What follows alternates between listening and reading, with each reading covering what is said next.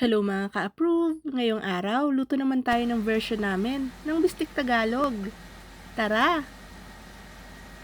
Meron nga pala kaming beef sirloin dito. Pinukpok lang namin ito ng kutsilo dahil wala kaming meat tenderizer para mas madali natin mapalambot mamaya yung ating baka. Tapos hiniwa-hiwa na namin ito into strips. Tapos ilagay natin sa mixing bowl. Timplahan natin ng kalamansi, toyo, ginisa mix, asukal, saka garlic powder. I-mix lang natin yan. Tapos isunod na natin yung paminta. Imamarinate po natin yan ng mga 1 oras. Habang nakamarinate po yan, pwede na natin umpisahan i-pan fry yung ating pong onion rings.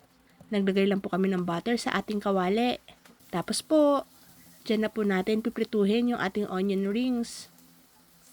Pagkatapos natin prituhin yung onion rings, pwede na po tayo mag-umpisa na mag-gisa.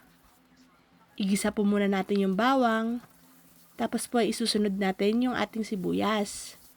Pag nagisa na po natin yan, pwede na po natin ilagay yung minarinate nating baka.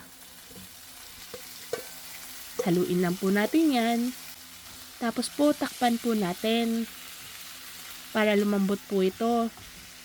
Kusa po yung magtutubig. Basta po lutuin lang po natin sa mahinang-mahinang apoy. Kusa pong lalabas ang katas niyan at magmamantika.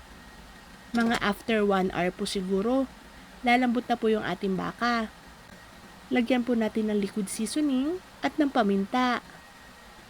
Tapos po, ng asukal. Haluin lang po ulit natin. Tapos lagyan na po natin ng konting tubig para po hindi matuyot yung ating baka. Tapos lagyan na rin natin ng dahong laurel. At takpan na ulit natin at lutuin itong baka. After mga 10 minutes po. Check na po natin ulit yan. Luto na po yan.